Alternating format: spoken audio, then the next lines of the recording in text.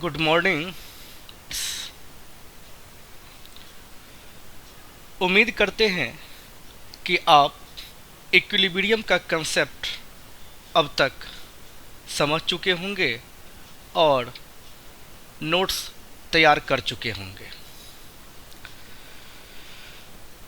भाई मेरे, अब कुछ प्रॉब्लम्स के थ्रू आप इस बात को समझने की कोशिश कीजिए कि आप किसी कंडीशन में इक्विलिब्रियम कैसे एस्टेब्लिश करते हैं, इक्विलिब्रियम बेस्ड प्रॉब्लम को कैसे सॉल्व करते हैं। आज के लेक्चर का आर्टिकल है problems based on equilibrium of charged particles. इसके हमने 3 केस तैयार किए हैं। Case 1 equilibrium of 3 charged particles. और डियर स्टूडेंट्स, आज के लेक्चर में मीन्स इस लेक्चर में हम लोग सिर्फ इक्विलिब्रियम ऑफ 3 चार्ज पार्टिकल्स की ही बात करेंगे। नेक्स्ट लेक्चर केस 2 का होगा equilibrium of more than 3 charged particle system. और उसके बाद के लेक्चर में केस 3 की बात करेंगे equilibrium of suspended point charge system. तो टोटल 3 लेक्चर आपको और मिलेंगे, जिस तीनों लेक्चर के ग्राउंड पे आप इक्विलिब्रियम के सारे क्वेश्चंस कंडीशंस को समझ सकते हैं। तो टॉपिक नोट कीजिए, problems based on equilibrium of charge particles. Case 1 equilibrium of 3 charged particles. Problems equilibrium of charge particles, equilibrium of 3 charged particles. Problem है तो ठीक से सुनना है। अब प्रॉब्लम नोट कीजिए। First problem, equilibrium of 3 charged particles का पहला प्रॉब्लम हम लिखवाने जा रहे हैं। लिखें, 2 identical charges capital Q each are kept at a distance small r from each other. A third charge Q is placed on the line joining the above 2 charges such that all the 3 charges are in equilibrium. What is the magnitude, sign and position of the charge?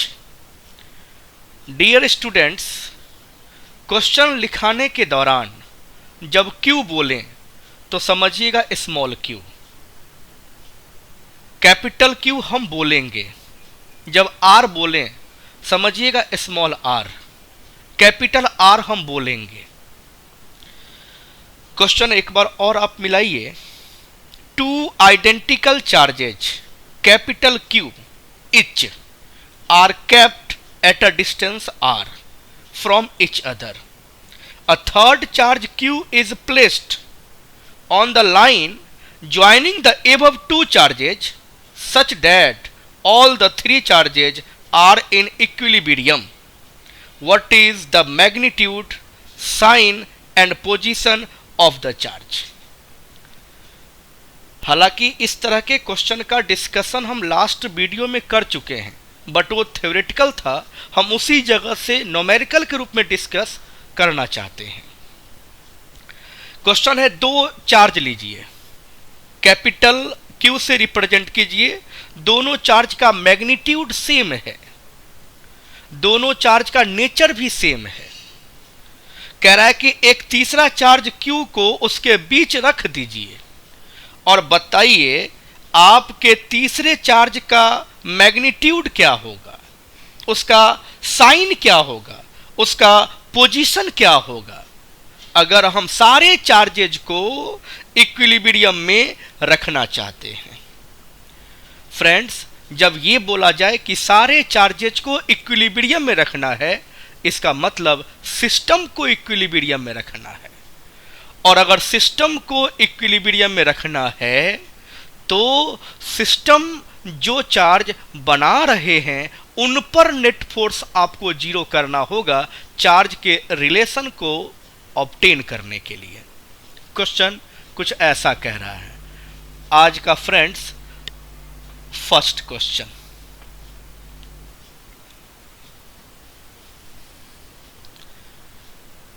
यहां पे मेरा point A है और इस जगह पर है मेरा चार्ज प्लस क्यू,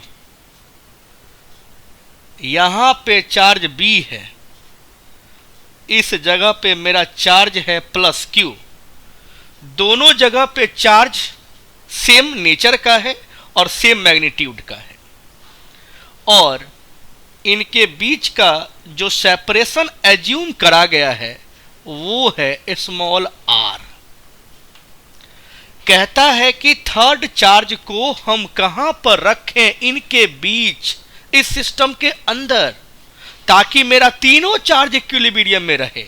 जिसको रखें वह भी कोई फोर्स एक्सपीरियंस ना करे और ये दोनों भी किसी तरह का नेट फोर्स एक्सपीरियंस ना करें।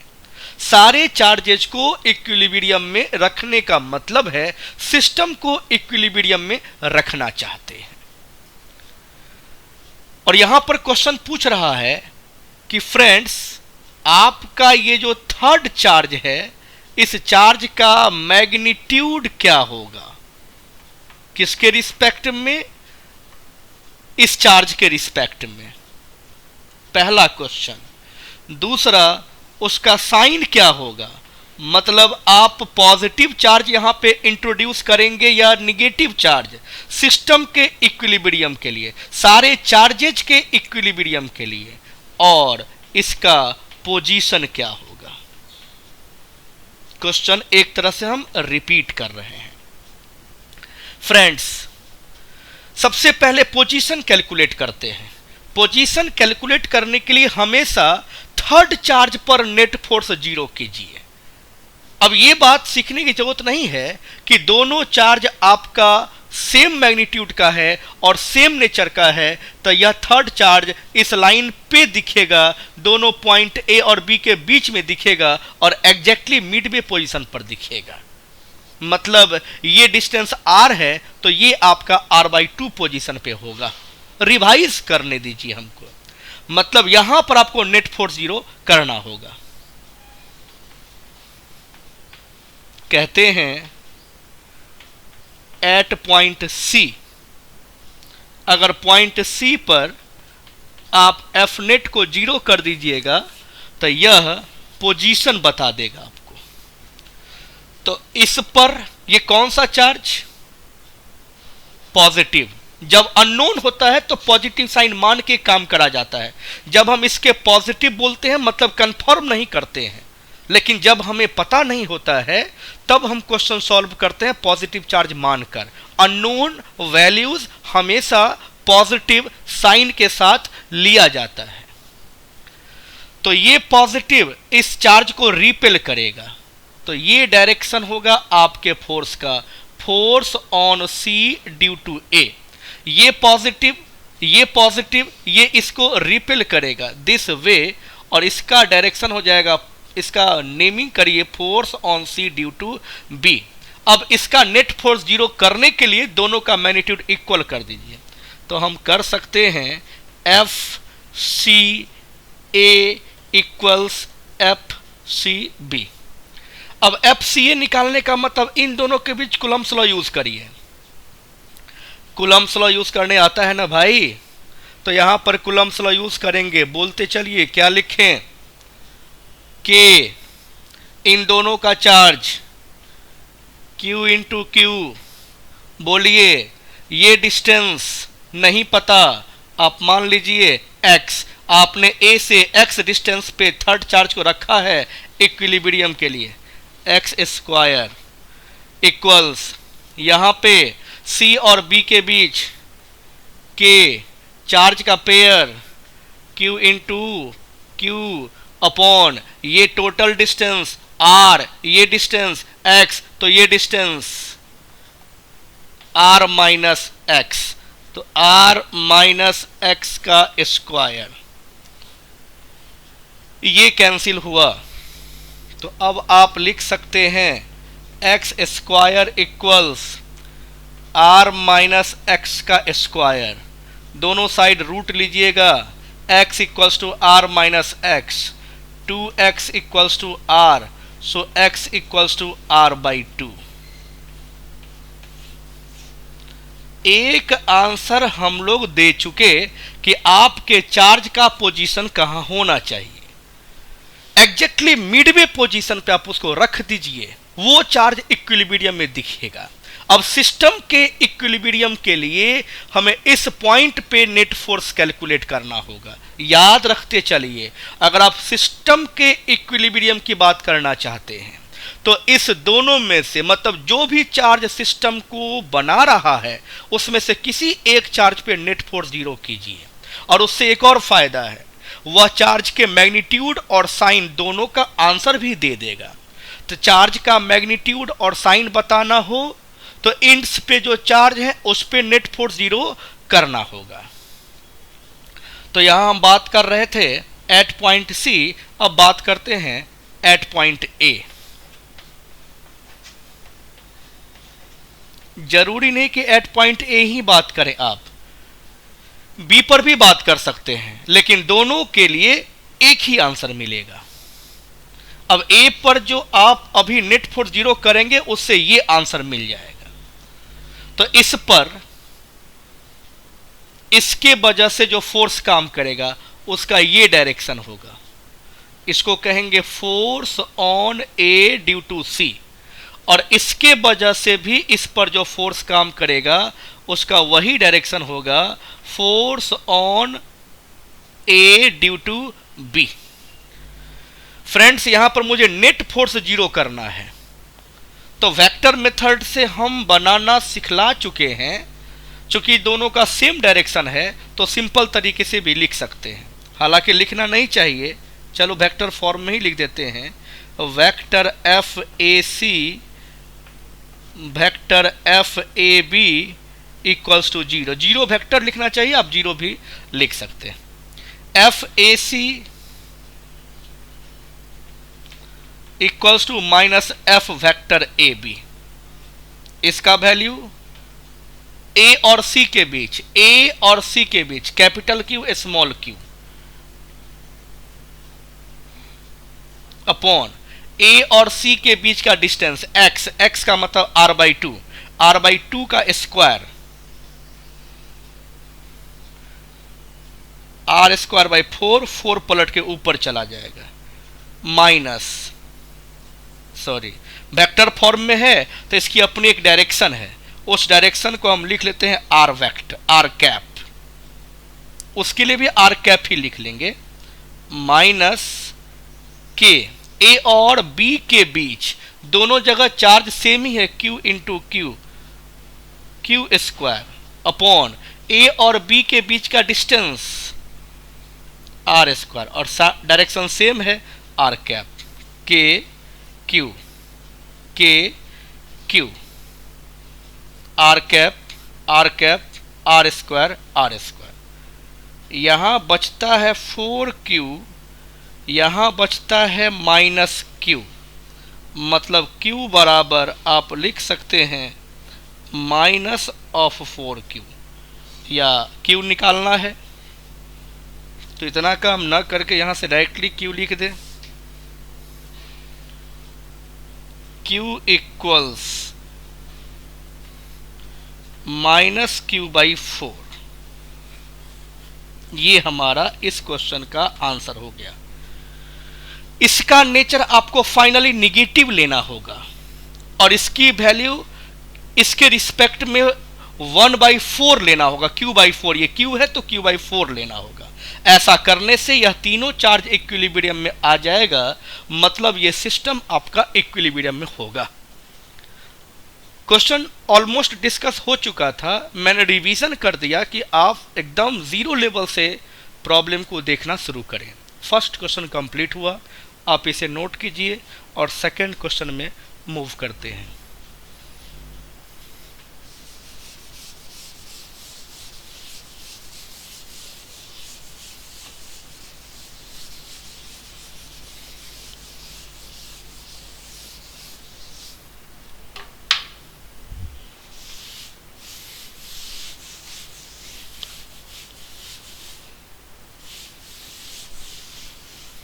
लिखिए second question,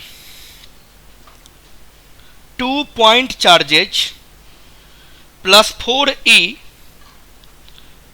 and plus E small letter में है। 2 point charges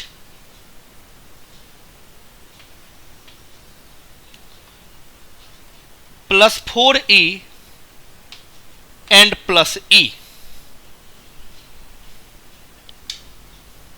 are fixed a distance a apart.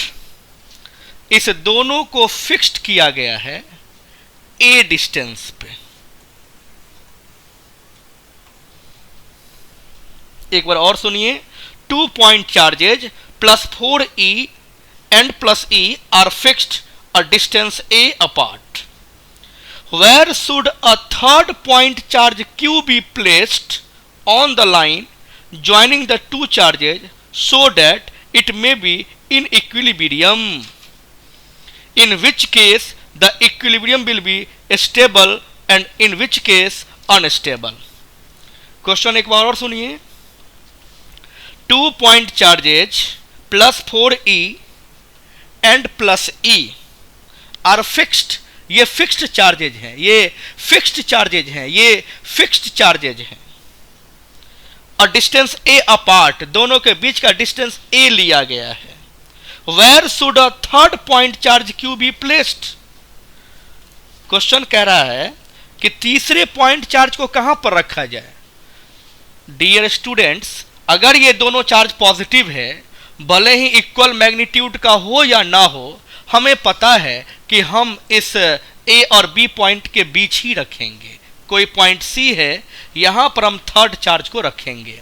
तो कह रहा है कहां पर रखें आप, तो यहां से लेके यहां तक के डिस्टेंस को x मान लेते हैं। इस क्वेश्चन में पहली बात x पूछा जा रहा है।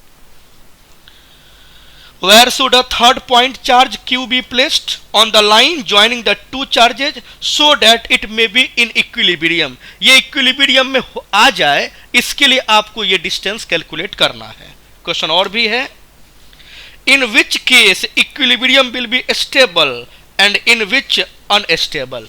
फिर आपको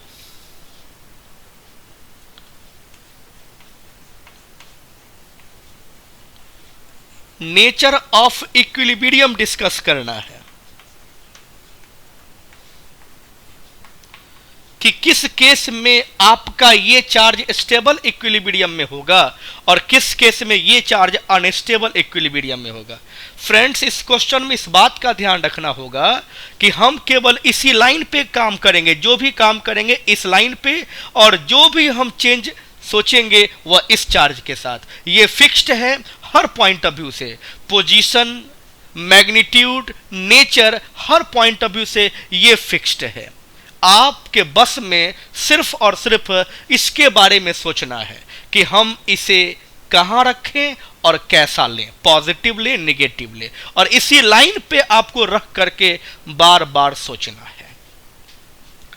पहले तो हम लोग एक्स कैलकुलेट कर लेते हैं, और अगर इसका नेचर नहीं पता है तो अननोन चार्ज हुआ, और अननोन चार्ज के लिए पॉजिटिव साइन यूज किया करते हैं, तो ये पॉजिटिव होगा तो ये इसको रिपेल करेगा।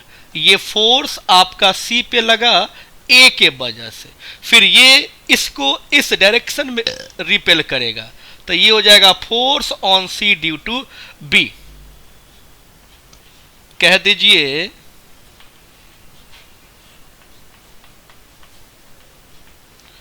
For the equilibrium of Q, Q के इक्विलिब्रियम के लिए इन दोनों फोर्सेस का मैग्नीट्यूड इक्वल कीजिए, डायरेक्शन तो अपोजिट दिख ही रहा है।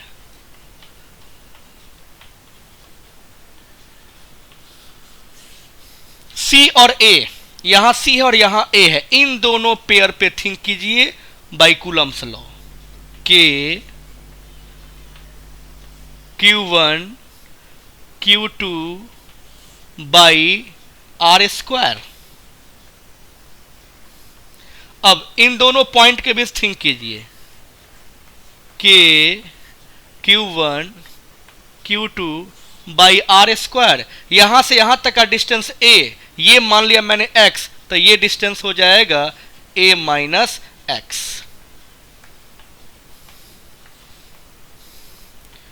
k से k कैंसिल, e से e कैंसिल, q से q कैंसिल, यहां बचा हुआ है 4, इधर लिखते हैं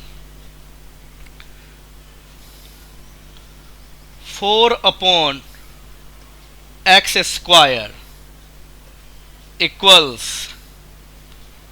1 by a minus x square. अब दोनों साइड रूट ले लीजिए, taking root on both sides.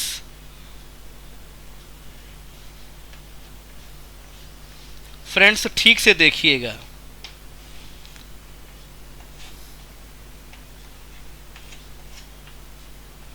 तो आप इसे लिख सकते हैं 2 by X equals 1 upon a minus x.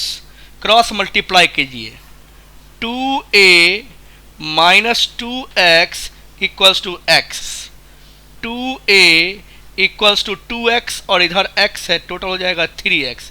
क्या फाइंड करना है? x फाइंड करना है। x equals two 2a upon 3। एक आंसर मिल गया माय डियर फ्रेंड्स कि आपके चार्ज का लोकेशन कहां हो ताकि वह इक्विलिब्रियम एस्टेब्लिश्ड कर सके, तो उसे 2a अपॉन 3 डिस्टेंस पे रखिए। a आपका कांस्टेंट पैरामीटर है, क्वेश्चन में गिवन होगा, पुट करके आप न्यूमेरिकल वैल्यू भी दे सकते हैं। अब इस क्वेश्चन का हमारा सेकंड पार्ट कहता है कि उस चार्ज का इक्विलिब्रियम डिस्कस कीजिए, कब होगा स्टेबल में, कब होगा अनस्टेबल में।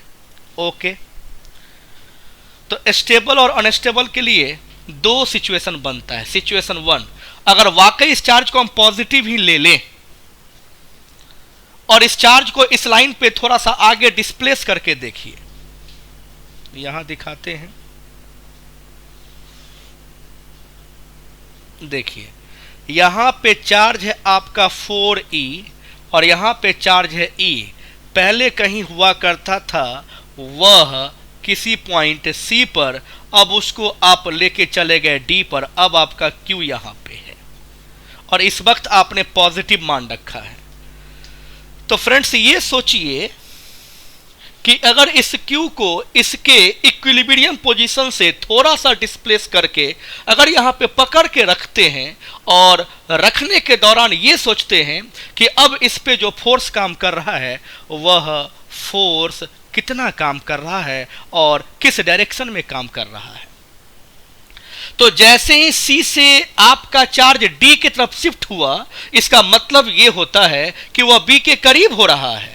B के करीब होने का मतलब B के वजह से फोर्स बढ़ रहा है इस पर, B इधर रिपेल करने की कोशिश कर रहा है और वो मैग्नीट्यूड बढ़ रहा है। तो हम यहां पर लिख सकते हैं कि इधर इस पर एक फोर्स काम कर रहा है, force on D due to B।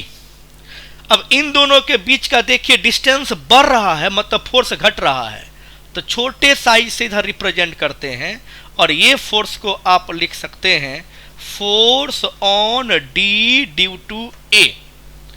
तो अगर आप अपने इक्विलिब्रियम पोजीशन से थोड़ा सा डिस्प्लेस कर देते हैं, तब इस डायरेक्शन में जो फोर्स काम कर रहा है वह ग्रेटर मैग्नीट्यूड का है इस डायरेक्शन में जो फोर्स काम कर रहा है उसके कंपैरिजन में। तो इफेक्टिव फोर्स किधर काम कर रहा है? Towards C. Towards C means towards equilibrium position. तो यहां पर आप नेट फोर्स कैलकुलेट करिएगा तो कैसे कीजिएगा?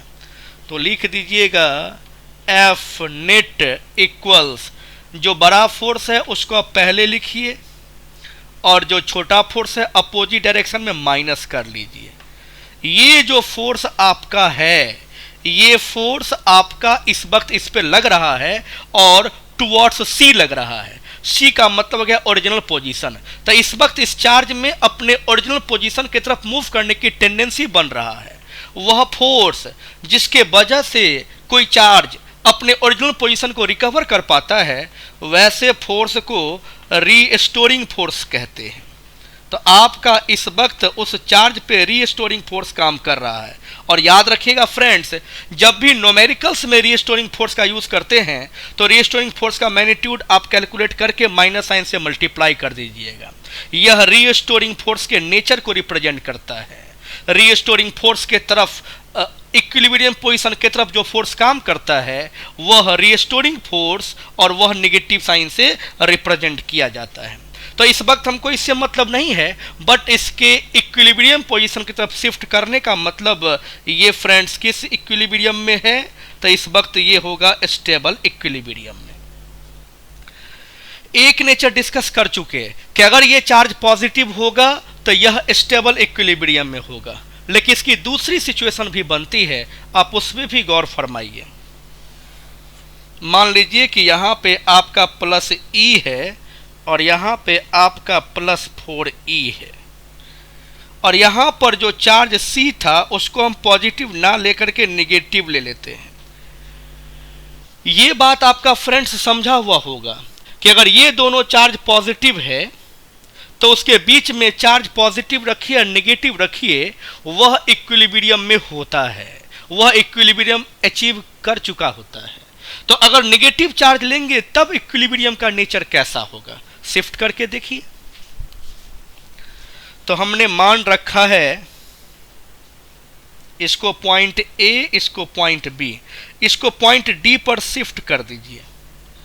अब ये वाला चार्ज, ये चार्ज अब यहां आ चुका है, तो ये वाला चार्ज इसको क्या करेगा, अपनी तरफ अट्रैक्ट करेगा दिस वे। इसको सिंपली हम यहां पे F1 ले लेते हैं। ये वाला चार्ज इसके वजह से लगा है, जहां डिस्टेंस घट रहा है, मतलब फोर्स आपका बढ़ा हुआ है, ये स्ट्रॉन्ग फोर्स है।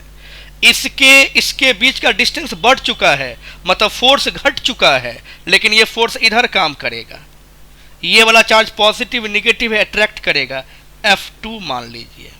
फ्रेंड्स यहां पर बड़ा कौन है, तो कहिएगा यहां पे F1 बड़ा है F2 के कंपैरिजन से। मतलब जो इफेक्ट होगा आपके चार्ज पर वह F1 के वजह से होगा, मतलब वह फाइनली B की तरफ शिफ्ट करेगा वह। और अगर वह B की तरफ शिफ्ट करेगा तो कौन सा इक्विलिब्रियम होगा फ्रेंड्स, ये समझ चुके हैं कि इस वक्त ये होगा आपके अनस्टेबल इक्विलिब्रियम में। इस क्वेश्चन की बात भी फ्रेंड्स फिनिश हुआ। ये भी एक सिंपल क्वेश्चन ही था, हमें चार्ज का लोकेशन बतलाना था और बतलाना था कि इक्विलिब्रियम का नेचर कब कैसा होगा। तो हम कहते हैं कि अगर आप अपने चार्ज को अलोंग द लाइन शिफ्ट कीजिएगा और अगर वो पॉजिटिव चार्ज होगा तो स्टेबल इक्विलिब्रियम को शो करेगा, और अगर वो नेगेटिव चार्ज होगा तो अनस्टेबल इक्विलिब्रियम को रिप्रेजेंट करेगा। ओके, नोट कीजिए। थर्ड क्वेश्चन में आइए।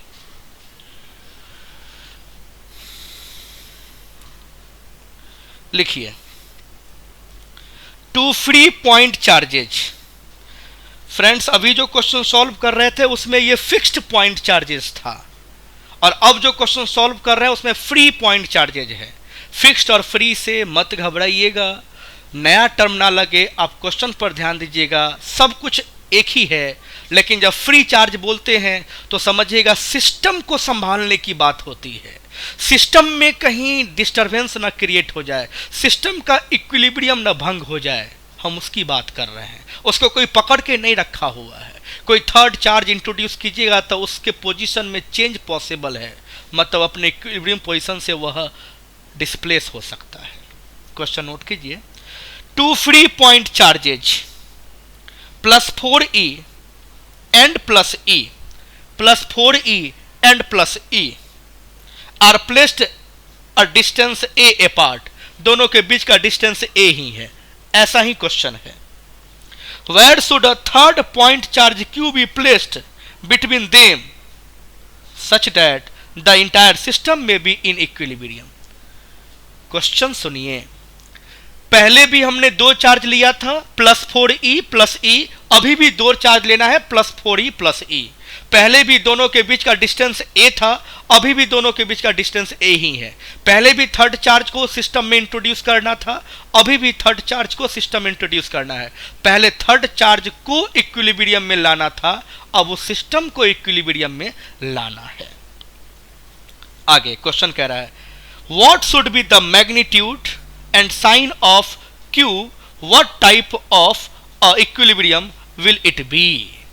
कह रहा है कि आपके थर्ड चार्ज का मैग्नीट्यूड क्या होगा और नेचर कैसा होगा, यानी इसकी वैल्यू कितनी होगी और कैसा होगा, और फिर बताइए यह किस इक्विलिब्रियम को रिप्रेजेंट करेगा। फ्रेंड्स क्वेश्चन समझ चुके हैं, हम इसमें जहां तक यूज कर सकते हैं उसकी बात कर रहे हैं। ये है प्रॉब्लम नंबर 3। ए पॉइंट पर 4e रखते हैं, बी पॉइंट पे +e रखते हैं, दोनों के बीच का डिस्टेंस d रखते हैं। थर्ड चार्ज को कहां पर रखना है, तो हमने सी पॉइंट पर रख दिया। अगर हम थर्ड चार्ज को इक्विलिब्रियम में चाहते हैं तो हमें यही प्रोसेस एडॉप्ट करना होगा x डिस्टेंस पे मान के, और हम ये कैलकुलेट कर लेंगे कि हमारे थर्ड चार्ज का पोजीशन 2a/3 डिस्टेंस पे होना चाहिए। इस क्वेश्चन में इसीलिए तो थर्ड चार्ज के इक्विलिब्रियम में होने का जो पोजीशन है वो नहीं पूछा है, क्योंकि ये कैलकुलेट कर चुके हैं। आपको इस क्वेश्चन में कैलकुलेट करके रख लेना चाहिए, इसकी आवश्यकता पड़ेगी। मेन क्वेश्चन पे आते हैं। अब कह रहा है कि सिस्टम को इक्विलिब्रियम में लाना है तो इस चार्ज का नेचर कैसा होना चाहिए और इसका वैल्यू कितना होना चाहिए, मतलब इसके टर्म में मुझे आंसर देना है और फिर बतलाना है कि इसका इक्विलिब्रियम क्या होगा। तो इस क्वेश्चन फ्रेंड्स x नहीं पूछ रहा है, इस क्वेश्चन मुझे q पूछ रहा है, यानी q की वैल्यू e के टर्म में क्या होगा, और नेचर ऑफ इक्विलिब्रियम पूछ रहा है। क्वेश्चन में भले ही q का जो थर्ड चार्ज है उसका लोकेशन न पूछा जाए, लेकिन आपको कैलकुलेट करना पड़ेगा। तो हमने इसे मान लीजिए कि कैलकुलेट कर चुके हैं। आप इतना एक बार फिर से देख लीजिए। अब हम इसके बाद जो कारोबार किए थे उससे कोई मतलब नहीं है, तो इस क्वेश्चन में हम उसको हटा देते हैं। वैसे भी बहुत साइड है, इसको हट ही जाना चाहिए, और हम इसको भी हटा देते हैं कि रिजल्ट रखते हैं।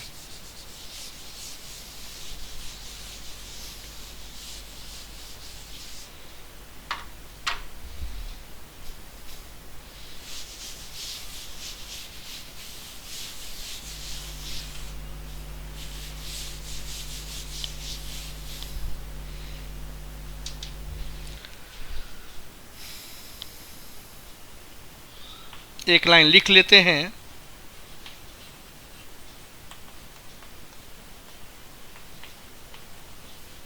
For the equilibrium of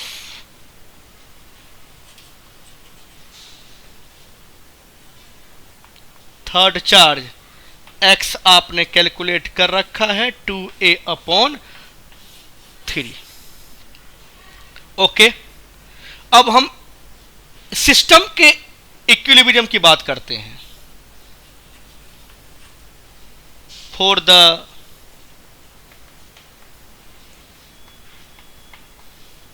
equilibrium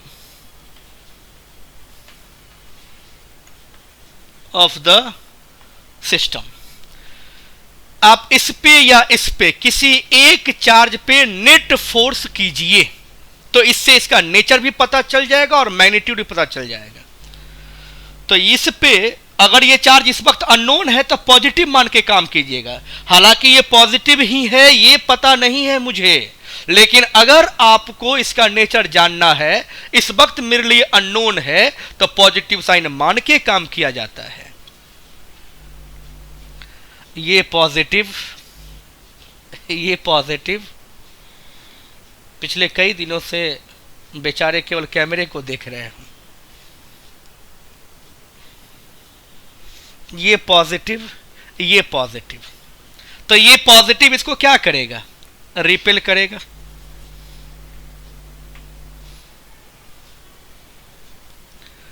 तो एफ ए पे लगेगा इस डायरेक्शन में सी के वजह से, और ये भी पॉजिटिव इसको रिपेल करेगा तो ये एफ पे लगेगा, एफ ए पे लगेगा बी के वजह से।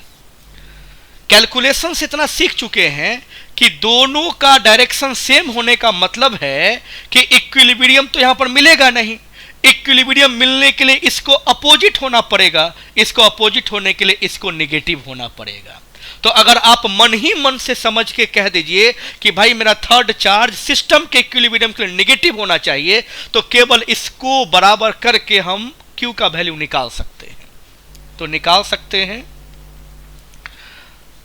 Q तो आपका डेफिनेटली नेगेटिव होना चाहिए, ये हम लोग सीख चुके हैं। तो मैग्नीट्यूड के लिए दोनों को इक्वल कर दीजिए। ना जाने कब आप लोग का दर्शन हो पाएगा। चलिए काम चलाते हैं। F A C equals F A B.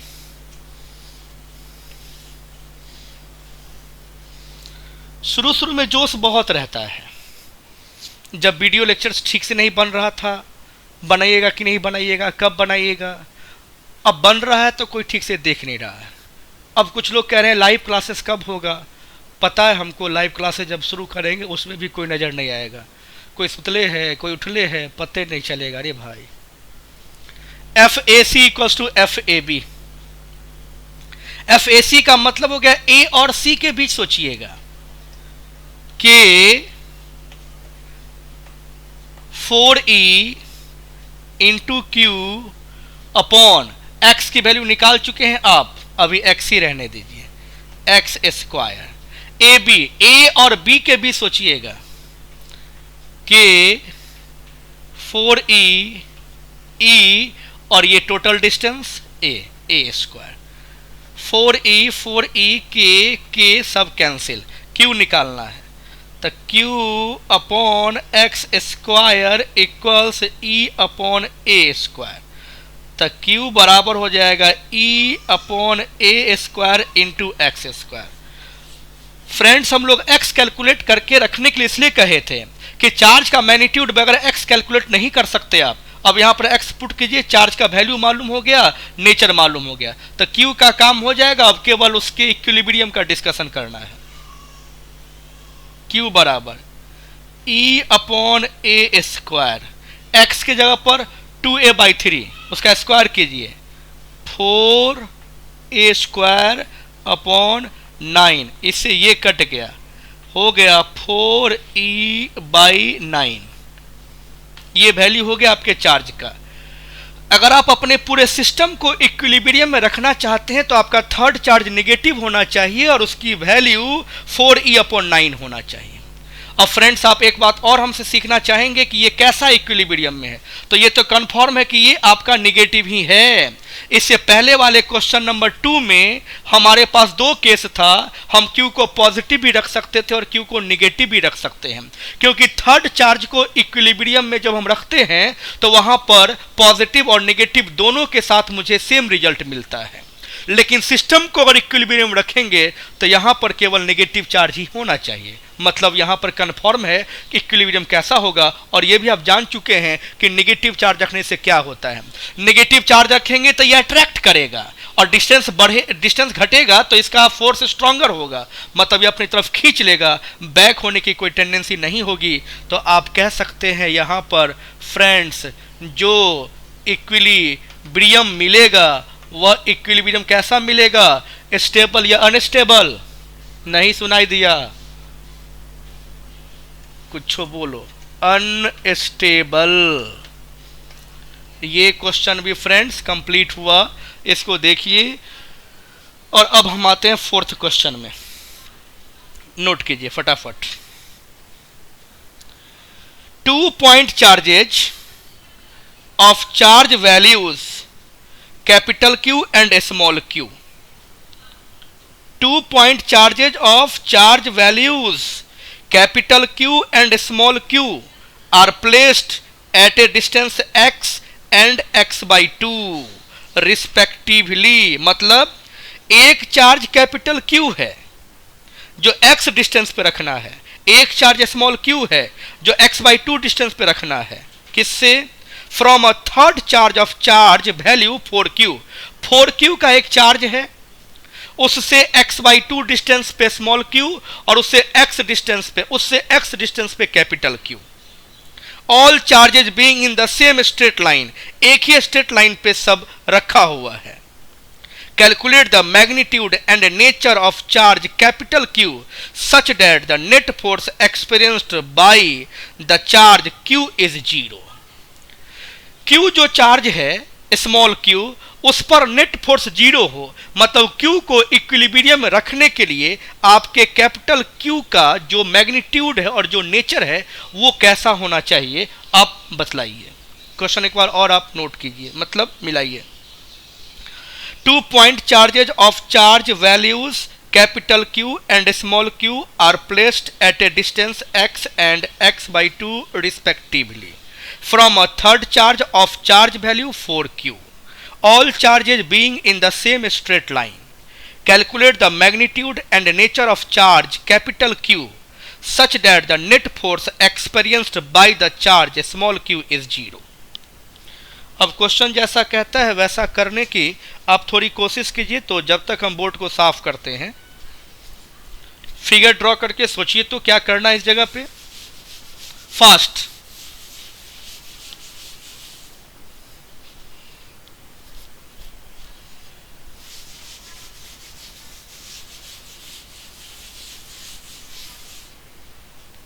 सोचा आपने? वेरी गुड, बन भी गया, वाह। तो आंसर मिलाइए। ये है हमारा क्वेश्चन नंबर 4।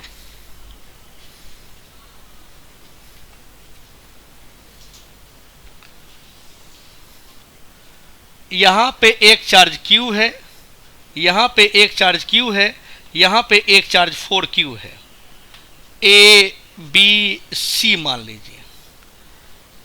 ये जो डिस्टेंस है आपका, ये x/2 है, और ये जो डिस्टेंस है आपका ये x है। क्वेश्चन कह रहा है कि इसका मैग्नीट्यूड और नेचर बताइए ताकि आपका जो ये चार्ज हो, ये चार्ज आपका इक्विलिब्रियम में हो। इस चार्ज के इक्विलिब्रियम के लिए इस चार्ज का मैग्नीट्यूड और नेचर कैसा होना चाहिए? फ्रेंड्स, शायद कुछ भी नहीं करना, इसी का नाम मुझे इक्विलिब्रियम अचीव करना है। फॉर द इक्विलिब्रियम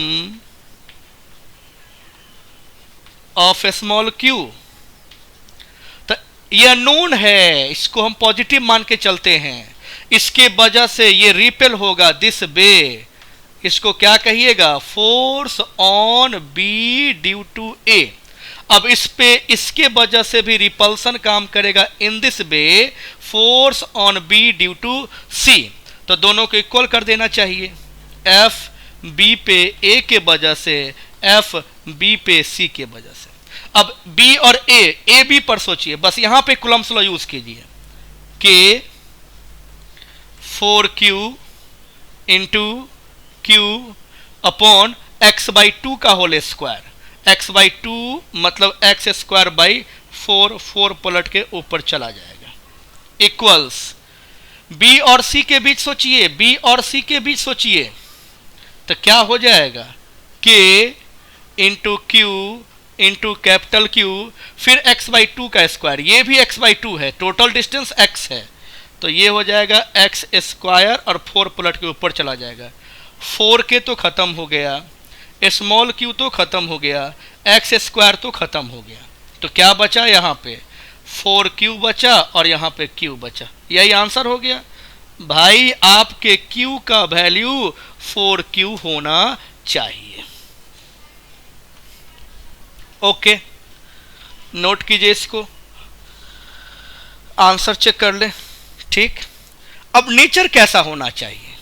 तो भैया सिस्टम को इक्विलिब्रियम में लाने की बात नहीं की गई है, केवल इस चार्ज के इक्विलिब्रियम में लाने की बात की गई है।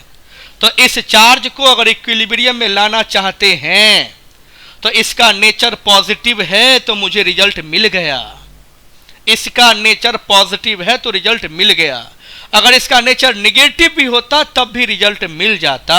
तो हम कह सकते हैं कि अगर अपने इस चार्ज को इक्विलिब्रियम में रखना चाहते हैं तो इस चार्ज का नेचर तो पॉजिटिव नेगेटिव कुछ भी हो सकता था, लेकिन मेरे क्वेश्चन ने तो पूछा है कि इस चार्ज का नेचर कैसा होगा।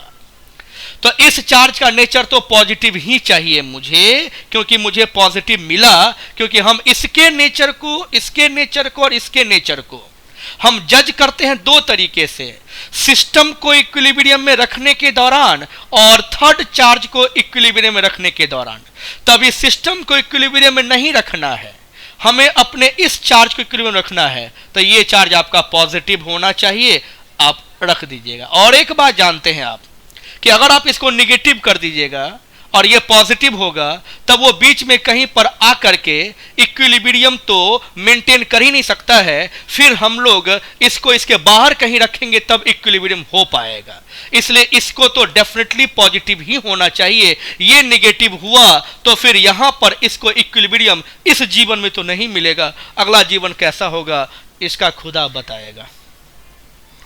आंसर कंप्लीट हुआ कि आपका ये चार्ज पॉजिटिव होगा और उसकी वैल्यू 4q के बराबर होगा, तो ये चार्ज बेचारा इस जगह पर रह करके इक्विलिब्रियम में रह सकता है।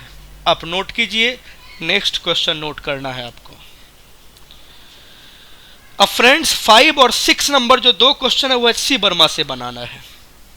आइए एच.सी. वर्मा निकालिए, किताब आपके पास ही होगा इस वक्त, क्योंकि आप बिल्कुल सिंसियर स्टूडेंट्स हैं, सब कुछ लेके बैठते हैं। तो आप 121 नंबर पेज निकालिए और उसका क्वेश्चन नंबर 6 और 7 इस वक्त बनाना है। मेरे लिए क्वेश्चन नंबर 5 होगा।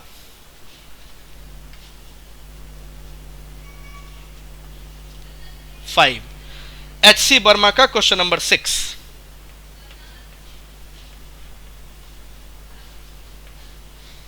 वही page 121।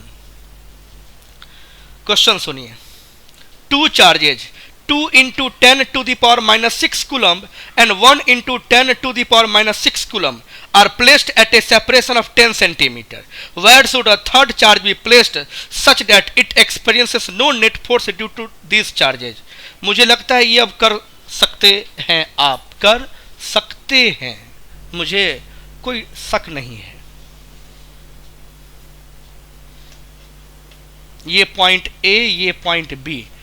2 into 10 to the power minus 6 coulomb और यहाँ पे है 1 into 10 to the power minus 6 coulomb और बीच का जो सेपरेशन है वह 10 सेंटीमीटर है। तो थर्ड चार्ज को कहाँ पर रखिएगा ताकि वह कोई फोर्स एक्सपीरियंस ना करे, मतलब वह इक्विलिब्रियम में रहे। तो डियर स्टूडेंट्स, चूंकि दोनों चार्ज आपका पॉजिटिव है इसलिए आपको तो कहीं बीच में ही रखना पड़ेगा। तो यह मान लीजिए पॉइंट सी है और यहीं पे आपने इसे रख दिया। अब इस पर इसके वजह से जो फोर्स काम करेगा उसका ये डायरेक्शन, इसको कह दीजिएगा force on C due to ए।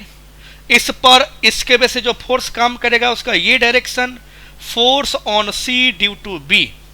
और इसके इक्विलिब्रियम के लिए आपको लिखना चाहिए force on C due to B equals to force on C due to A। फटाफट कीजिए तो C और B के बीच K यहाँ का चार्ज, Q यहाँ का charge 10 to the power minus 6 by distance, यहाँ से यहाँ का डिस्टेंस 5 सेंटीमीटर। सेंटीमीटर को मीटर में बनाइए और फिर स्क्वायर कीजिए। अच्छा, हमको तो यही निकालना है ना कि कहां पे रखा हुआ है। ये डिस्टेंस हमको कहां से पता चल गया, ये बीच में है, ये हमको नहीं पता फ्रेंड, सॉरी। तो ये कहां पर है ये निकालना है। तब मान लेते हैं कि यहां से लेकर के यहां तक का जो डिस्टेंस है वो x है, ठीक है। तो x डिस्टेंस पे आपने रख दिया, डायरेक्शन तो उसने एक्सपीरियंस किया है अपोजिट डायरेक्शन में, बस उसके मैग्नीट्यूड को इक्वल करना है। तो C और B के बीच, तो C और B के बीच मैंने K ठीक लिखा, Q ठीक लिखा, वैल्यू ठीक लिखा।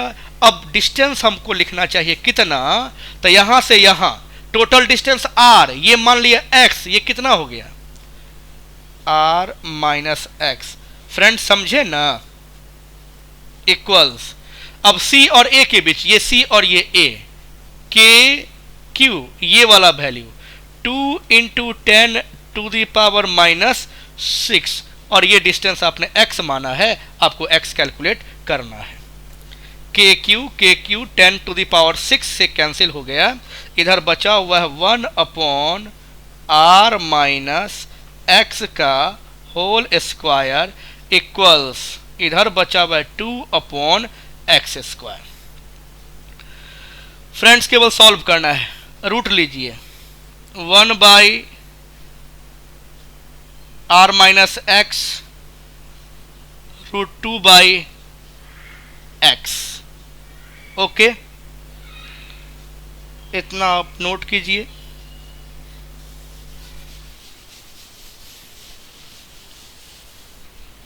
अब रूट 2 क्रॉस मल्टीप्लाई कर रहे हैं, r minus X equals to X, हो जाएगा root 2 r minus root 2 X equals to x.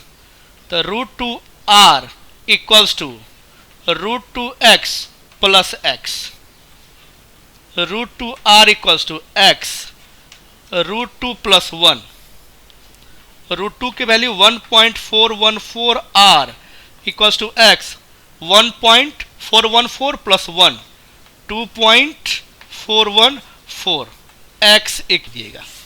और फ्रेंड्स इतना ही नहीं, ये बात बहुत important, from the larger charge, क्योंकि आपका रिफरेंस कौन सा चार्ज होगा ये तो आप पर डिपेंड करता है। तो ये है आपका लार्जर चार्ज, मैंने लार्जर चार्ज से ही माना है, मतलब डायरेक्टली आपको जो आंसर आएगा वह हमारा इक्विलिब्रियम पोजीशन को रिप्रेजेंट करेगा। उम्मीद है फ्रेंड्स सिंपल क्वेश्चन था, आप समझ रहे होंगे।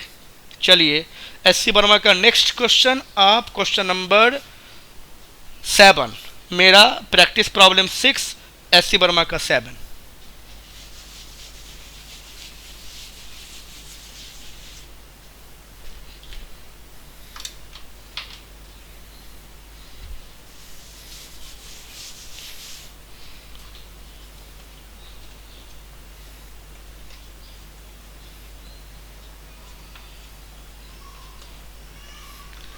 सेम क्वेश्चन है, थोड़ा चेंज किए हैं। Suppose the second charge in the previous problem is -1.0 into 10 to the power -6 coulomb. Locate the position when a third charge will not experience a net force. Friends वही configuration था, A पर आपका charge था 2 into 10 to the power -6 coulomb, distance r मान लीजिए, और यहां पर जो चार्ज पहले प्लस था अब वो माइनस है 1 into 10 to the power -6 coulomb. तो अब थर्ड चार्ज को कहां रखिएगा, अब डिस्कस करने की जरूरत नहीं है फ्रेंड्स, डिस्कस करते करते हम लोग थक चुके हैं कि अगर दोनों चार्ज अपोजिट नेचर का है तो ऐसे कंडीशन में आपको थर्ड चार्ज सिस्टम के बाहर रखना होगा, और जो स्मॉलर वैल्यू का है उसके पास रखिए, डायरेक्टली आंसर तक पहुंच जाएंगे आप। तो ये है हमारा स्मॉलर चार्ज, तो हम यहां कहीं पर थर्ड चार्ज को रख देते हैं, और हम लार्जर चार्ज को रिफरेंस मान करके हम बतलाना चाहते हैं ये वैल्यू हमारा x कितना है, ताकि आपका ये जो चार्ज है यह चार्ज आपका इक्विलिब्रियम बनाए रखे। बारिश होने लगा भाई, आवाज सुनाई दे नहीं दे बोलिएगा हमको। तो फिर इस पर नेट फोर्स को जीरो करने के लिए क्या करना होगा, तो इस पर नेट फोर्स को जीरो करने के लिए इसके वजह से जो फोर्स लगेगा और इसके वजह से जो फोर्स लगेगा उसके मैग्नीट्यूड को इक्वल कर दीजिएगा। तो ये निगेटिव चार्ज है, इसको क्या करेगा, अपनी तरफ अट्रैक्ट करेगा, force on C due to B. अब ये पॉजिटिव और ये पॉजिटिव, तो ये इसको रिपेल करेगा this way, force on C due to A. अब दोनों को इक्वल कर दीजिए, force on C due to B equals force on C due to A. C और बी पर सोचिए, ये है सी और ये है बी, के माइनस साइन का यूज नहीं करेंगे, 10 to the power -6 into Q upon ये डिस्टेंस। तो फ्रेंड्स ये है x, ये है r, तो ये कितना हो जाएगा x minus r, x minus r का होल स्क्वायर इक्वल्स। अब c और a के बीच सोचेंगे हम, k into Q 2 into 10 to the power minus 6 upon ये टोटल डिस्टेंस कितना है x, हमें यही x कैलकुलेट करना है। q से q, k से k cancel, 10 to the power minus 6 cancel, यहां बचेगा 1 बाई x माइनस r का whole square equals 2 upon x square. मुझे लगता है इतना तो आप मेरे लिए काम कर ही सकते हैं, रूट लेकर के सॉल्व करना। x minus r equals √2 upon x, और सॉल्व करने के बाद मेरे दोस्त आपको आंसर मिलेगा। हम वर्मा जी से पूछ कर आते हैं। 34.1 centimetre from the larger charge. हम तो लार्जर चार्ज से मेजर करते ही हैं, मीटर में आएगा सेंटीमीटर में बदल दीजिएगा। 34.1 सेंटीमीटर आपका आंसर दिखेगा। फ्रेंड्स ये दो क्वेश्चन इस वक्त वर्मा जी का हो गया। अब आगे बढ़िए और एक दो क्वेश्चन और इंपॉर्टेंट मेरे साथ डिस्कस कीजिए। लिखिए question number 7। To charges each of magnitude capital Q are fixed at 2a distance apart।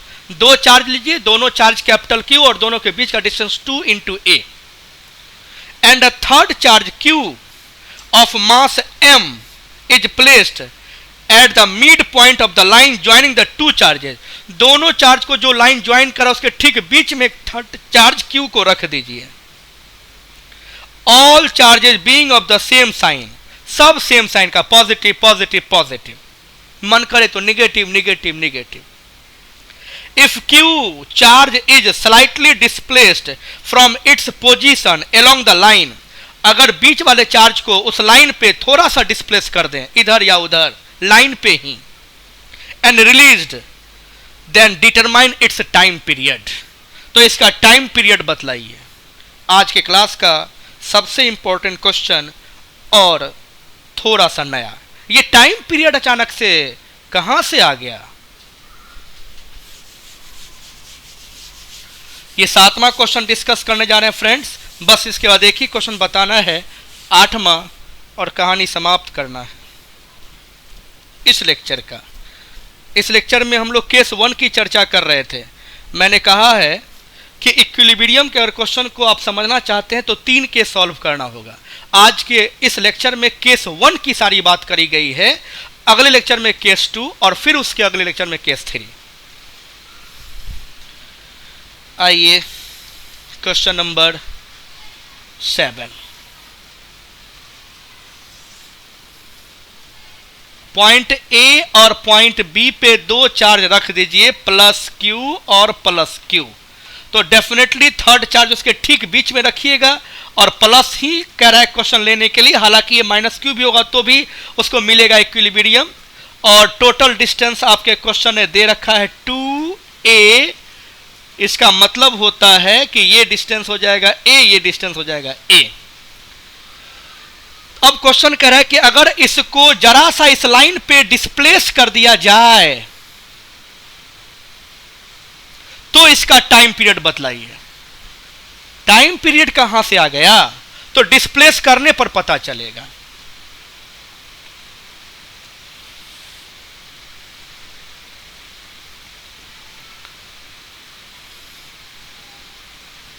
तो यहां पे प्लस क्यू फ्रेंड्स, यहां पे भी प्लस क्यू है, और यहां पर पहले था उसको हम डी पर शिफ्ट कर दिए हैं, वो प्लस क्यू चार्ज को। तो कितना शिफ्ट कर दिया आप? तो मान लीजिए यहां से यहां तक शिफ्ट कर दिए आप x। तो अब इसके बीच का डिस्टेंस कितना हो गया? a प्लस x, और यहां से यहां तक a हुआ करता था। तो आप बताइए तो ये डिस्टेंस कितना बच गया? a minus x. एक बार फिर, ये हमारा क्वेश्चन है कि आपको दो चार्ज लेना है कैपिटल क्यू, दोनों का मैग्नीट्यूड और नेचर सेम, दोनों के बीच का डिस्टेंस 2a, और एक थर्ड चार्ज को उसके ठीक बीच में रखिए ताकि वह इक्विलिब्रियम में रहे, तब उसके बीच का डिस्टेंस a हो जाएगा। अगर अब इस चार्ज को थोड़ा सा डिस्प्लेस करते हैं या b के तरफ या a के तरफ, इससे कोई फर्क नहीं पड़ेगा। तो बतलाइए इसकी टाइम पीरियड क्या होएगी। हमारे इस क्वेश्चन में टाइम पीरियड पूछ रहा है। अच्छा, ये टाइम पीरियड कहते किसको है? सर्कुलर पाथ की बात करें तो अगर यह एक सर्किल है और यहां से आप इस सर्कुलर पाथ में मोशन करना शुरू करते हैं और घूमते घूमते घूमते घूमते घूमते घूमते घूमते घूमते घूमते फिर यहां आ जाते हैं, तो एक साइकिल कंप्लीट होने में जो टाइम लगा उस टाइम को कैपिटल टी से रिप्रेजेंट करते हैं और टाइम पीरियड कहते हैं। इसी तरह की बात ऑसिलेशन के केस में भी होती है। अगर मान लीजिए कि कोई पार्टिकल है जो पहले यहां पर था, इक्विलिब्रियम में था, रेस्ट में था, आपने क्या किया पता नहीं, बट ये आपके वजह से यहां आया, यहां के आगे ना जा सका, फिर पीछे लौटा और यहां पर रुक नहीं सका, जितना आगे गया उतना ही पीछे गया और इसी तरीके से मोशन करता रहा हुआ, इससे आगे नहीं गया, इससे आगे नहीं गया। इसको एक्सट्रीम पोजीशन कहते हैं, इसको मीन या इक्विलिब्रियम पोजीशन कहते हैं। और इस पार्टिकल पर, इस पाथ पे कांस्टेंट टाइम इंटरवल में अपने मोशन को रिपीट करते रहना, ऐसे मोशन को सिंपल हार्मोनिक मोशन कहा जाता है। हम लोग 11th में सिंपल हार्मोनिक मोशन डिस्कस कर चुके हैं। अगर आप में से कोई नहीं जानते होंगे तो बहुत खास नहीं है, एक दो क्वेश्चन को ठीक से आप देखिए। हम कोशिश करेंगे नई बातों को भी रिकॉल करने की। एक बार फिर, सिंपल हार्मोनिक मोशन किसको कहते हैं? अगर कोई पार्टिकल पहले किसी लोकेशन पे है जहां पर उसका नेट फोर्स 0 है, तो उस पोजीशन को मीन पोजीशन भी कहा जाता है, जिसे हम इक्विलिब्रियम पोजीशन कहते हैं। और इस पार्टिकल को और थोड़ी सी वेलोसिटी देके छोड़ दी जाए तो यह देखा जा सकता है कि यह वेलोसिटी के डायरेक्शन में आगे बढ़ता जाता है, धीरे धीरे उसकी वेलोसिटी घटती जाती है और एक टाइम पे उसकी वेलोसिटी 0 हो जाती है, उसको एक्सट्रीम पोजीशन कहते हैं। वहां से बैक लौटता है, धीरे धीरे उसकी वेलोसिटी बढ़ते बढ़ते बढ़ते बढ़ते मैक्सिमम हो जाता है। वेलोसिटी के मैक्सिमम होने के वजह से यहाँ पर रुक नहीं पाता है, फिर वो यहाँ पर आता है, फिर उसकी वेलोसिटी 0 हो जाती है, फिर यहाँ से वो बैक लौटता है। तो कांस्टेंट टाइम इंटरवल में इस तरह का मोशन का रिपीट होते रहना सिंपल हार्मोनिक मोशन कहलाता है। ऐसे केस का एक डेफिनेशन होता है, force proportional to minus X या acceleration proportional to minus X. अगर कोई पार्टिकल कुछ इस तरह मोशन कर रहा हो कि उस पार्टिकल का एक्सेलरेशन उसके निगेटिव डिस्प्लेसमेंट के डायरेक्टली प्रोपोर्शनल हो, तो उसके मोशन को सिंपल हार्मोनिक मोशन कहा जाता है। अगर कोई पार्टिकल मोशन कुछ इस तरह कर रहा हो कि उस पर जो फोर्स काम कर रहा है वह उसके निगेटिव डिस्प्लेसमेंट के डायरेक्टली प्रोपोर्शनल है, तो उस मोशन को सिंपल हार्मोनिक मोशन कहा जाता है। दूसरी बात, आपने यहां से मोशन स्टार्ट किया ओ, अब O से जाएंगे A से फिर आप वापस लौटेंगे O पे, O से जाएंगे आप B पे और B से फिर वापस लौटेंगे O पे। आप O से A होते हुए फिर O पे, फिर O से B होते हुए फिर O पे पहुंचते हैं, तो इसको वन ऑसिलेशन कहा गया है। और वन ऑसिलेशन कंप्लीट करने में जो टाइम लगता है उसी टाइम को कैपिटल T से रिप्रेजेंट करते हैं और टाइम पीरियड कहते हैं। इस क्वेश्चन में कुछ ऐसे ही इंफॉर्मेशंस की नीड है। अब देखिए, जैसे इस चार्ज को आपने यहां पे रख दिया, इतना तो जानते हैं कि अब इसको पकड़ कर रखिए थोड़े टाइम के लिए, इसके वजह से इस पे जो फोर्स काम करेगा इधर काम करेगा। कह सकते हैं force on D due to O A. अब इस पे, इसके वजह से जो फोर्स काम करेगा इधर काम करेगा, ये भी इसको रिपेल करेगा, ये हो जाएगा force on D due to B. इसमें जल्दी से ढूंढ के बताइए स्ट्रॉन्गर फोर्स कौन है। तो यह चार्ज किसके नजदीक जा रहा है? बी के। डिस्टेंस आपके चार्ज का बी के नजदीक मतलब घट रहा है, मतलब ये फोर्स आपका स्ट्रॉन्गर है जो बी लगा रहा है, यानी ये फोर्स आपका स्ट्रॉन्गर है। तो यहां पर कह सकते हैं कि F D be greater than F D ए। इसका मतलब है कि जो नेट फोर्स है वह आपके इक्विलिब्रियम पोजीशन की तरफ है। पॉइंट सी आपका इक्विलिब्रियम पॉइंट है, इस तरफ है। इसको हम रीस्टोरिंग फोर्स कहते हैं और हम आगे चल के उस रीस्टोरिंग फोर्स के साथ नेगेटिव साइन यूज करने वाले हैं। तो यहां पर एफ नेट इस पॉइंट पे कितना हो जाएगा, तो बड़े में से छोटे को माइनस कर दीजिएगा, F D B minus F D A. आपका यही जो नेट फोर्स है, इसको जिस टाइम पे हम रीस्टोरिंग फोर्स कहना शुरू करेंगे उस टाइम पे एक माइनस साइन लगा देंगे। तो पॉइंट डी पर नेट फोर्स कितना काम कर रहा है ये कैलकुलेट करना है, और इसके डायरेक्शन से पता चल रहा है कि ये आएगा मीन पोजीशन की तरफ। तो फ्रेंड्स ऐसा नहीं होता है कि वह यहां से यहां आएगा और रुक जाएगा, उसके पास इतनी अधिक वेलोसिटी होती है, इतनी अधिक फोर्स होती है कि वह फिर इतनी अधिक वेलोसिटी होती है, नेट फोर्स तो जीरो हो चुका होता है, यहां पर फोर्स से लेना देना नहीं है, यहां पे उसके वेलोसिटी से लेना देना है। तो इतनी अधिक वेलोसिटी होती है कि उस वेलोसिटी के वजह से वह अपने उसी डायरेक्शन को कुछ टाइम तक मेंटेन करता है। मान लीजिए वो यहां तक आता है, फिर वेलोसिटी जीरो होती है, फिर वो बैक मूव करेगा, फिर वेलोसिटी मैक्सिमम होती है, फिर यहां आएगा, और हम देखते हैं कि दो फिक्स्ड पॉइंट के बीच वह रेगुलर टाइम इंटरवल में अपने मोशन को रिपीट करता रहता है, अपने मोशन को वह रिपीट करता रहता है। ऐसे मोशन को हम सिंपल हार्मोनिक मोशन कहते हैं। इन शॉर्ट कंक्लूड ये करिए कि अगर दो चार्ज सेम मैग्नीट्यूड का हो और सेम नेचर का हो तो आप तीसरे चार्ज को ठीक बीच में रखिए, वह इक्विलिब्रियम में रहेगा, और वह भी अगर पॉजिटिव चार्ज है, थर्ड चार्ज भी, तो उसको किसी भी तरफ डिस्प्लेस कीजिएगा और छोड़ दीजिएगा तो वह सी पॉइंट के अबाउट मूव करता रहेगा, और इस मोशन को हम सिंपल हार्मोनिक मोशन कहते हैं। तो हमें अभी मैथमेटिकली यह प्रूफ करना है कि वाकई ये सिंपल हार्मोनिकली मूव कर रहा है, और जब ये प्रूफ हो जाएगा कि ये सिंपल हार्मोनिक मोशन में है, तब हमें उसकी टाइम पीरियड तो कैलकुलेट करनी ही होगी, क्योंकि अगर कोई पार्टिकल ऑसिलेट कर रहा है तो उस ऑसिलेशन की टाइम पीरियड क्या है, वह उसका फंडामेंटल क्वेश्चन बन जाता है। तो आइए इन सब बातों के लिए पहले हम लोग नेट फोर्स कैलकुलेट कर लेते हैं। तो ये जो साइड का चीज है इसको हम हटाते हैं और नेट फोर्स कैलकुलेट करने की तैयारी करते हैं।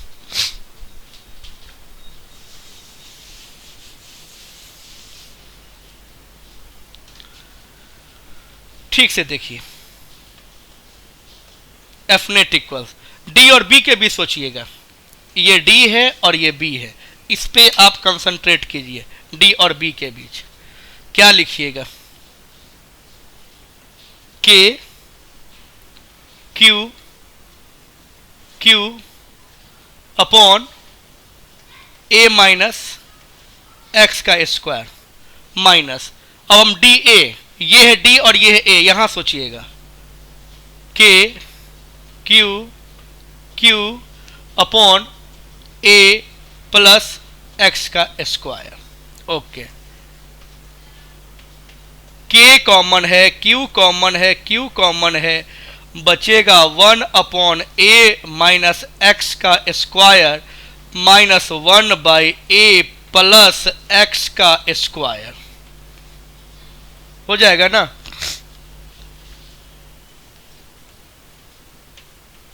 के को पुट कर दीजिएगा 1/4 एप्सिलॉन नॉट जब जरूरत पड़ेगी। अब आप एलसीएम लीजिए, ए माइनस एक्स का स्क्वायर ए प्लस एक्स का स्क्वायर, तो ये हो जाएगा फ्रेंड्स ए प्लस एक्स का square minus A minus X का square. F net equals K into Q A square plus B square plus 2ab minus A square plus B square minus 2ab, A minus B का square into A plus B का square, A square minus B square का whole square. Okay, लिखने दीजिए, चौके से लिखना है तो लिखने दीजिए। क्या अच्छा, यहीं पे एक स्टेप कम करके लिखते हैं, ये माइनस साइन इसको माइनस बना देगा, ये माइनस साइन इसको माइनस बना देगा, और ये प्लस हो जाएगा। कोई प्रॉब्लम तो नहीं। अब ये ए स्क्वायर से ए स्क्वायर, एक्स स्क्वायर से एक्स स्क्वायर कैंसिल, तो 2ax और 2ax, 4ax upon A square minus x square by A square. कोई एतराज तो बोलिएगा, कोई एतराज नहीं, ठीक है। एफ नेट बराबर, अब फ्रेंड्स हमारा जो x है, ये x इस a के कंपैरिजन में काफी छोटा है। If x is very much less than a, ऐसा ही क्वेश्चन सॉल्व करा जाता है। जब कोई कंडीशन नहीं है तो ये अंडरस्टूड होता है। तो अगर ये x काफी छोटा है तो आप a square minus x square को सिंपली a स्क्वायर लिख सकते हैं, a square minus x square approximately a square. अब ए स्क्वायर का whole square a to the power 4, a to the power 4 ऊपर ए है, एक a cancel, a to the power 3। तो हमको लिखने दीजिए एफ नेट इक्वल्स 1 बाई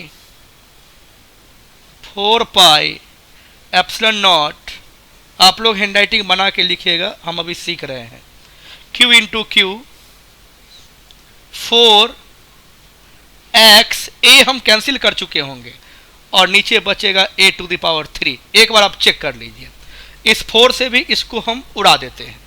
अब ऊपर बचेगा के क्यू एक्स और नीचे बचेगा पाई एप्सिलॉन नॉट इंटू ए क्यूब।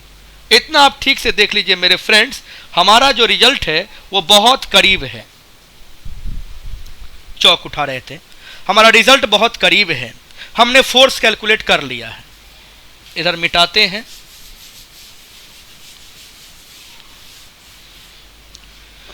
तो अब हमको एक लाइन और लिखने दीजिए, F net equals to Q into X upon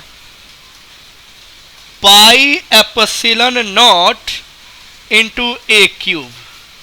friends ये है आपका net force at point D पे, जहां पे इस वक्त आप रखे हैं और छोड़ने वाले हैं।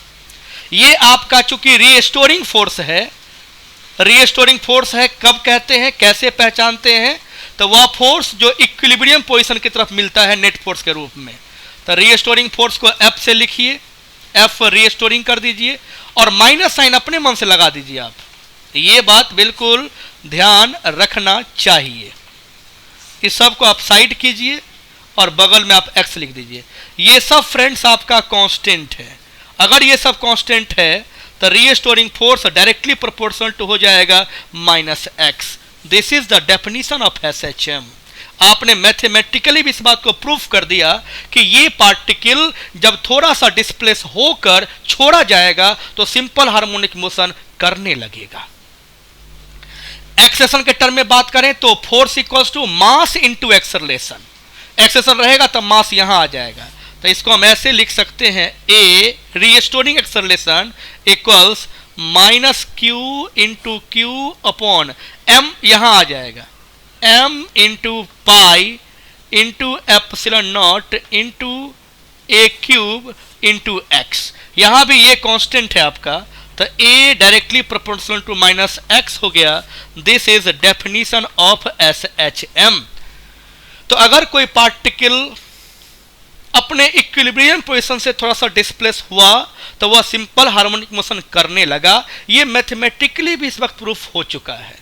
तो फ्रेंड्स अगर ये सिंपल हार्मोनिक मोशन करने लगा तो इसकी टाइम पीरियड बतलाइए।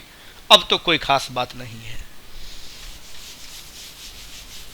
थोड़ा देर और रे भाई।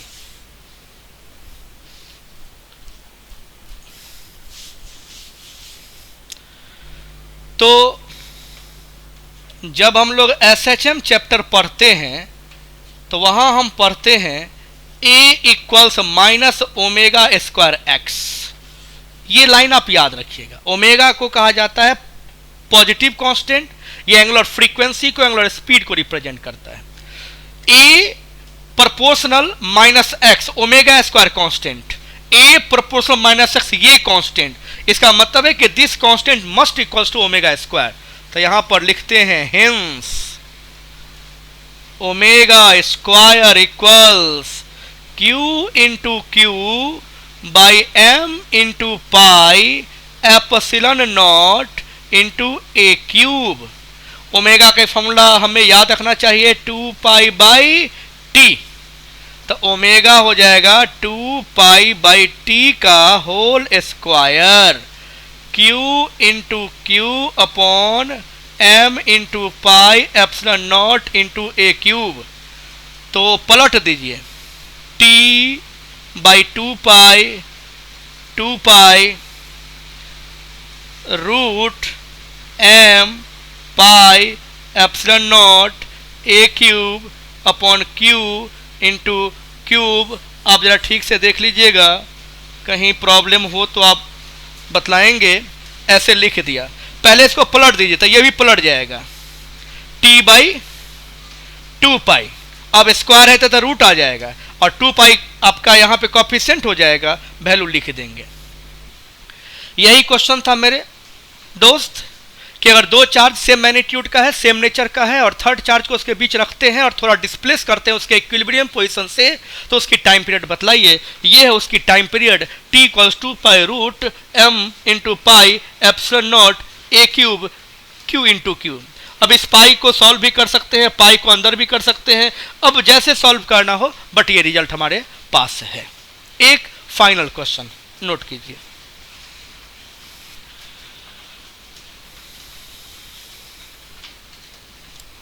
आठवां। To charges each of magnitude capital Q are fixed at 2a distance apart। मतलब यही क्वेश्चन है, अभी भी दो चार्ज कैपिटल Q था, सेम नेचर का था, सेम मैग्नीट्यूड का था, और 2a डिस्टेंस पे था। अ third charge minus Q of mass m, एक तीसरा चार्ज है लेकिन वो निगेटिव चार्ज है, अभी जो आप लिए थे वो पॉजिटिव चार्ज था और इसका मास m है, is placed at the mid point of the two charges, अभी भी उसके ठीक बीच में ही रखा गया है। Now minus Q charge is slightly displaced perpendicular to the line joining the charges, then find its time period. Question एक बार ठीक से सुन लीजिए, लिख लीजिए। Two charges each of magnitude capital Q are fixed at 2a distance apart। A third charge bracket में लिखिए minus Q of mass m, bracket बंद कीजिए, is placed at the mid point of the two charges. Now minus Q charge is slightly displaced perpendicular to the line joining the charges, then find its time period. Same question है इस lecture का, ये आखिरी question है, 2-4-5 minute की बात है, लेकिन माय डियर फ्रेंड्स 2 लेक्चर और हम देंगे आपको, तब मेरा इक्विलिब्रियम खत्म हो जाएगा और एचसी वर्मा का लगभग 32 तक के क्वेश्चन में एक भी प्रॉब्लम नहीं दिखेगा। दिक्कत है हम अभी बतलाएंगे, और डीपीपी 1 2 3 100% कंप्लीट कर लीजिएगा, क्योंकि इक्विलिब्रियम टॉपिक समाप्त होते ही first topic electric charge and Coulomb's law समाप्त हो जाएगा। हमें इतना डिस्कस करना था, इसे शॉर्टकट में भी कर सकते थे, लेकिन फिर वो मज़ा नहीं आता। इतना बात आप नहीं सुनेंगे तो आगे आपका दिमाग बहुत बेहतर काम नहीं करेगा।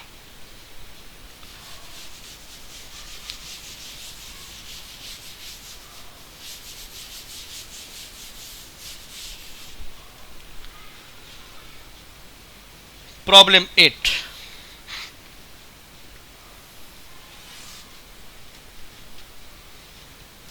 पॉइंट ए पॉइंट बी, यहां पे चार्ज प्लस क्यू, यहां पे चार्ज प्लस क्यू, और दोनों के बीच का सेपरेशन 2a, एक चार्ज उसके ठीक बीच में है माइनस क्यू वैल्यू का। अब इसको कह रहा है इस लाइन के परपेंडिकुलर डिस्प्लेस करना है, इस डायरेक्शन में आपको डिस्प्लेस करना है, और तब टाइम पीरियड बतलानी है। तो भाई मान लीजिए कि आपने इसको डिस्प्लेस करके यहां पे रख दिया होगा इस पॉइंट पे, तो इसकी टाइम पीरियड बतलानी है। भाई पहले आप इन दोनों को एक लाइन से ज्वाइन कीजिए, ये चार्ज पॉजिटिव है और ये वाला चार्ज नेगेटिव है, तो ये अपनी तरफ इसको अट्रैक्ट करेगा दिस वे, इस पॉइंट को हम डी कहने वाले हैं, तो ये हो जाएगा force on D due to A. अब फिर इस दोनों लाइन को, दोनों पॉइंट चार्ज को ज्वाइन कीजिए, ये निगेटिव ये पॉजिटिव, ये चार्ज इसको भी अपनी तरफ अट्रैक्ट करने वाला है, दिस, ये हो जाएगा force on B due to D. भाई ये डिस्टेंस भी आपका कितना है ए, ये डिस्टेंस भी कितना है ए, और ये डिस्टेंस आप मान लीजिए एक्स, एक्स आपने शिफ्ट कर दिया है, तो ये थीटा अगर हम मान लेते हैं तो ये भी हो जाएगा हमारा थीटा। इस पेयर को देखिए, यहां चार्ज आपका माइनस क्यू है, और इस पेयर को देखिए सेम है, डिस्टेंस भी सेम है, मतलब ये जितना फोर्स होगा ये फोर्स भी उतनी ही होगा। अब हमें नेट फोर्स कैलकुलेट करना है। कंपोनेंट आप पढ़ चुके हैं तो यूज करते हैं, या इन दोनों को आप सॉल्व कर सकते हैं अपने पैरालेलोग्राम के सिंपल फॉर्मूला से कि दो फोर्स काम कर रहा हो, दोनों फोर्स अगर इक्वल मैग्नीट्यूड का हो, दोनों फोर्स किसी भी एंगल पे हो, तो उसको कैलकुलेट कर सकते हैं आप ऐसे, F net equals to 2x into cos theta by 2। X के जगह पर दोनों में से कोई एक फोर्स का यूज करना है, और थीटा का मतलब ये total angle, theta theta 2 theta by 2, मतलब ये सिंपली दिखेगा कॉस थीटा। तो आपका नेट फोर्स इस डायरेक्शन में काम करेगा, कितने पे, तो डायरेक्शन होता है alpha equals to theta by 2, theta मतलब 2 थीटा बाई 2 मतलब थीटा दिखेगा, यहां पे 2 थीटा बाई 2 थीटा दिखेगा, तो इससे थीटा पे मतलब इस डायरेक्शन में, और ये है आपका इक्विलिब्रियम पोजीशन। तो अगर आप नेगेटिव चार्ज को उस लाइन के परपेंडिकुलर स्लाइटली डिस्प्लेस करते हैं, तब उस पर जो नेट फोर्स काम करता है वह अलोंग द इक्विलिब्रियम पोजीशन। इसका मतलब है कि यह फोर्स जो आपने नेट फोर्स के रूप में कैलकुलेट करा है, यह भी एक तरह का रीस्टोरिंग फोर्स ही है। इस कंडीशन में भी आपका पार्टिकल सिंपल हार्मोनिक मोशन करेगा। रीस्टोरिंग फोर्स मिला तो समझिए ये पहचान है सिंपल हार्मोनिक मोशन का, ये यहां से यहां आएगा, फिर यहां आएगा, और इस तरीके से वह एक सर्टेन पॉइंट्स के बीच कांस्टेंट टाइम इंटरवल में मोशन करता रहेगा। ऐसे मोशन को हम कहते हैं सिंपल हार्मोनिक मोशन। अभी तो नेट फोर्स है जो इस डायरेक्शन में काम कर रहा है, इसकी मैग्नीट्यूड हम कैलकुलेट कर लेते हैं। जैसे ही इसका यूज हम रीस्टोरिंग फोर्स के रूप में करने लगेंगे, एक निगेटिव साइन उसमें डाल देंगे। अब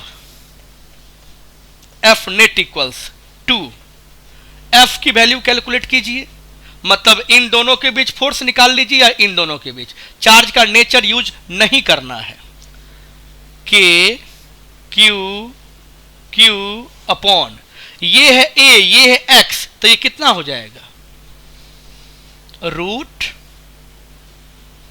बोलिए, A square plus X square, उसका स्क्वायर करना है तो रूट खत्म हो जाएगा, A square plus X square बचेगा, into cos theta, cos theta B by H, ये हो जाएगा बी, ये हो जाएगा पी, ये हो जाएगा बी, ये हो जाएगा एच, तो बी बाई एच करना है, यानी X upon this means A square plus X square, root लें या रूट के बजाय पावर 1/2 रिप्रेजेंट करें, एक ही बात है। हमने 2f cos थीटा लिख लिया, अब थोड़ी सी इसकी सेटिंग कर लेते हैं।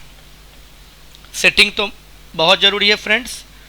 2 इंटू 1/4 पाई एप्सिलॉन नॉट के का value, q into X by power 1/2, power कितना ऐड करके बतलाइए, 1 प्लस 1/2 इट इज 3/2, 2 से 2 कैंसिल कर दीजिए, q into Q by 2 pi epsilon naught into X by A square plus X square to the power 3/2। If x is very much less than a, अगर आपका x बहुत बहुत छोटा हुआ a से, तो x इग्नोर हो जाएगा, a A square to the power 3/2, ये कैंसिल, ए क्यूब बचेगा, ए क्यूब बचेगा। तो लिखिए एफ नेट बराबर Q into Q upon 2 epsilon naught into ए क्यूब इंटू एक्स। ये हो गया आपका नेट फोर्स। और चूंकि नेट फोर्स आपका रीस्टोरिंग नेचर का है, इसलिए अब इसमें एक माइनस साइन का इस्तेमाल करना चाहिए। क्या माइनस साइन का इस्तेमाल कर लें? नेट फोर्स तक समझ चुके हैं।